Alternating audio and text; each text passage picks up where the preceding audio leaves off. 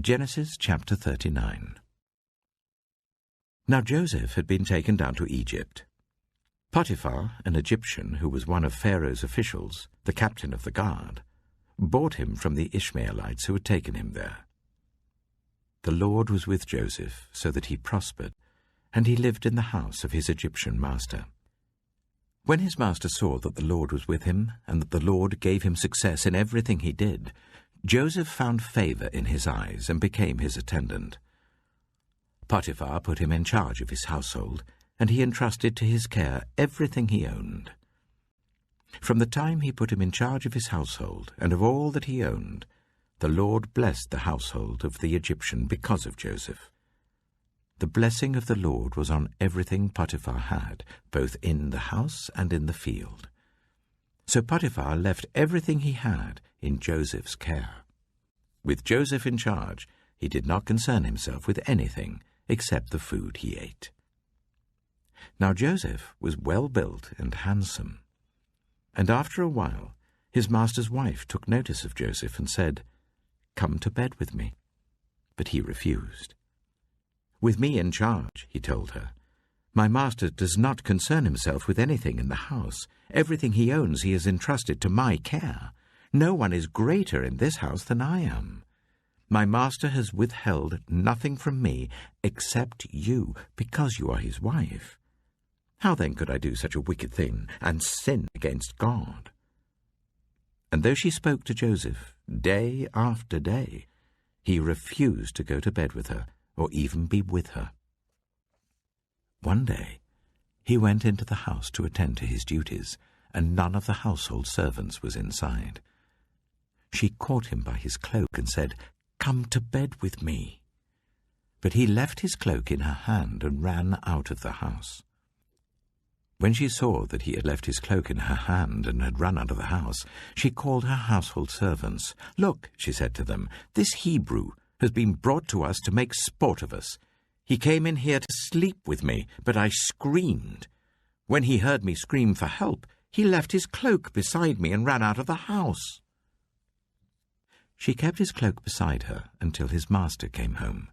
Then she told him this story. "That Hebrew slave you brought us came to me to make sport of me.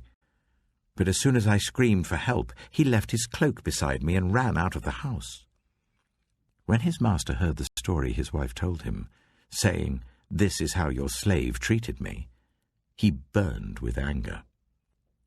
Joseph's master took him and put him in prison, the place where the king's prisoners were confined. But while Joseph was there in the prison, the Lord was with him.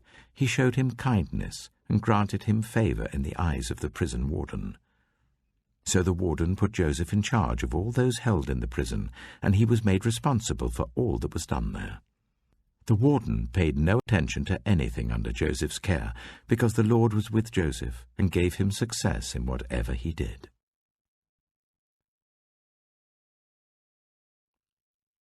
Genesis chapter 40.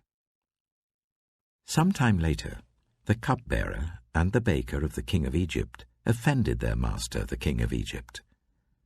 Pharaoh was angry with his two officials, the chief cupbearer and the chief baker, and put them in custody in the house of the captain of the guard, in the same prison where Joseph was confined.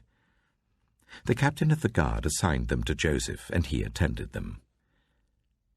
After they had been in custody for some time, each of the two men, the cupbearer and the baker of the king of Egypt, who were being held in prison, had a dream the same night, and each dream had a meaning of its own. When Joseph came to them the next morning, he saw that they were dejected. So he asked Pharaoh's officials who were in custody with him in his master's house, "Why do you look so sad today?" "We both had dreams," they answered, "but there is no one to interpret them." Then Joseph said to them, "Do not interpretations belong to God? Tell me your dreams." So the chief cupbearer told Joseph his dream. He said to him, "In my dream I saw a vine in front of me, and on the vine were 3 branches. As soon as it budded, it blossomed, and its clusters ripened into grapes. Pharaoh's cup was in my hand, and I took the grapes, squeezed them into Pharaoh's cup, and put the cup in his hand. "This is what it means," Joseph said to him. "The 3 branches are 3 days. Within 3 days, Pharaoh will lift up your head and restore you to your position, and you will put Pharaoh's cup in his hand, just as you used to do when you were his cupbearer. But when all goes well with you, remember me and show me kindness. Mention me to Pharaoh and get me out of this prison. I was forcibly carried off from the land of the Hebrews, and even here I've done nothing to deserve being put in a dungeon." When the chief baker saw that Joseph had given a favorable interpretation, he said to Joseph, "I too had a dream. On my head were 3 baskets of bread.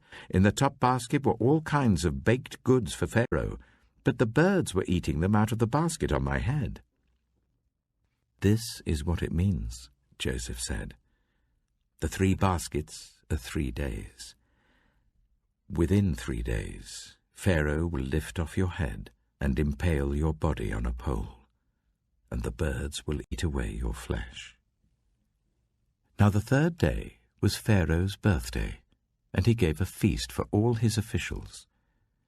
He lifted up the heads of the chief cupbearer and the chief baker in the presence of his officials. He restored the chief cupbearer to his position, so that he once again put the cup into Pharaoh's hand. But he impaled the chief baker, just as Joseph had said to them in his interpretation. The chief cupbearer, however, did not remember Joseph. He forgot him.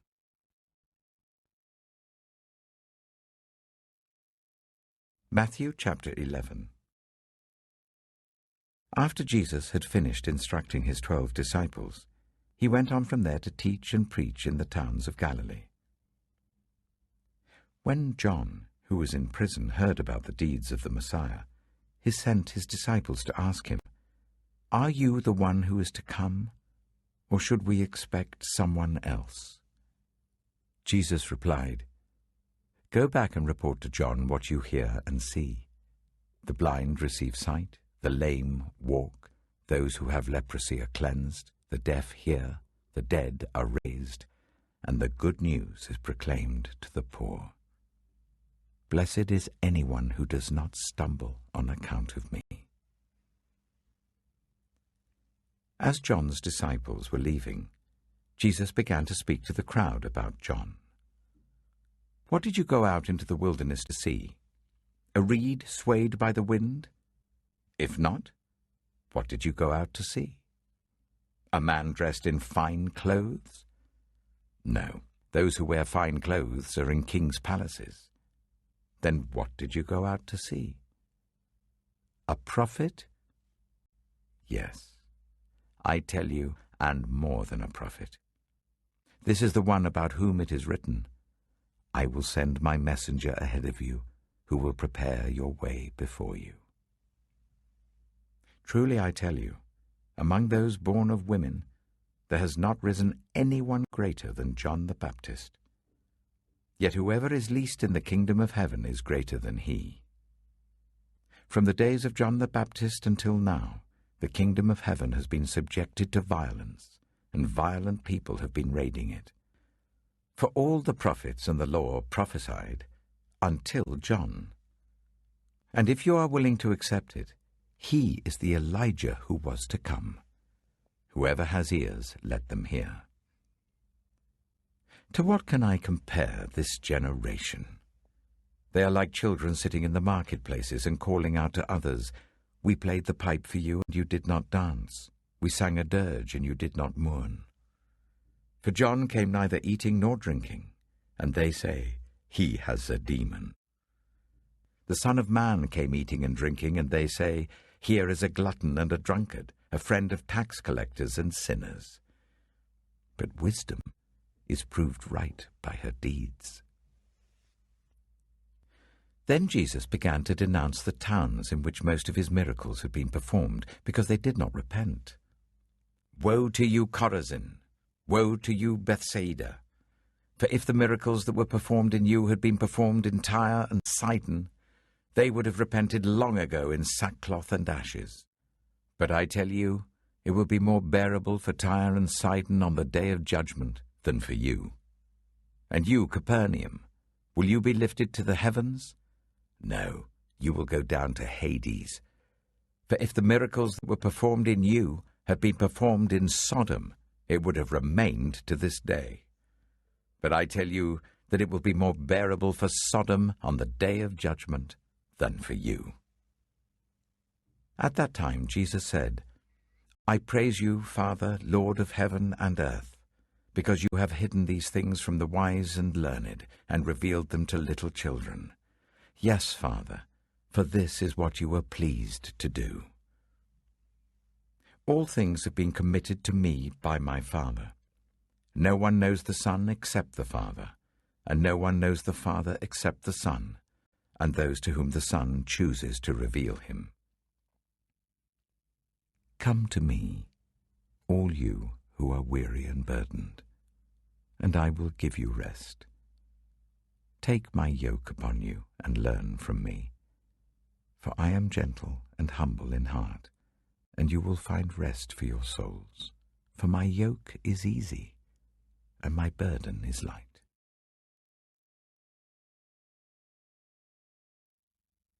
Psalm 16. Keep me safe, my God, for in you I take refuge. I say to the Lord, "You are my Lord. Apart from you, I have no good thing." I say of the holy people who are in the land, "They are the noble ones, in whom is all my delight." Those who run after other gods will suffer more and more. I will not pour out libations of blood to such gods, or take up their names on my lips. Lord, you alone are my portion and my cup. You make my lot secure. The boundary lines have fallen for me in pleasant places. Surely I have a delightful inheritance. I will praise the Lord who counsels me. Even at night my heart instructs me. I keep my eyes always on the Lord. With him at my right hand, I will not be shaken. Therefore my heart is glad, and my tongue rejoices. My body also will rest secure, because you will not abandon me to the realm of the dead, nor will you let your faithful one see decay. You make known to me the path of life.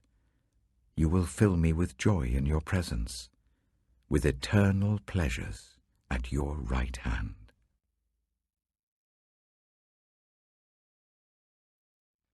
Proverbs chapter 16. To humans belong the plans of the heart, but from the Lord comes the proper answer of the tongue. All a person's ways seem pure to them, but motives are weighed by the Lord. Commit to the Lord whatever you do, and he will establish your plans. The Lord works out everything to its proper end, even the wicked for a day of disaster. The Lord detests all the proud of heart. Be sure of this, they will not go unpunished. Through love and faithfulness, sin is atoned for. Through the fear of the Lord, evil is avoided. When the Lord takes pleasure in anyone's way, he causes their enemies to make peace with them. Better a little with righteousness than much gain with injustice. In their hearts, humans plan their course, but the Lord establishes their steps. The lips of a king speaks as an oracle, and his mouth does not betray justice. Honest scales and balances belong to the Lord. All the weights in the bag are of his making. Kings detest wrongdoing, for a throne is established through righteousness. Kings take pleasure in honest lips. They value the one who speaks what is right. A king's wrath is a messenger of death, but the wise will appease it. When a king's face brightens, it means life. His favor is like a rain cloud in spring. How much better to get wisdom than gold, to get insight rather than silver. The highway of the upright avoids evil. Those who guard their ways preserve their lives. Pride goes before destruction, a haughty spirit before a fall. Better to be lowly in spirit along with the oppressed than to share plunder with the proud. Whoever gives heed to instruction prospers, and blessed is the one who trusts in the Lord. The wise in heart are called discerning, and gracious words promote instruction.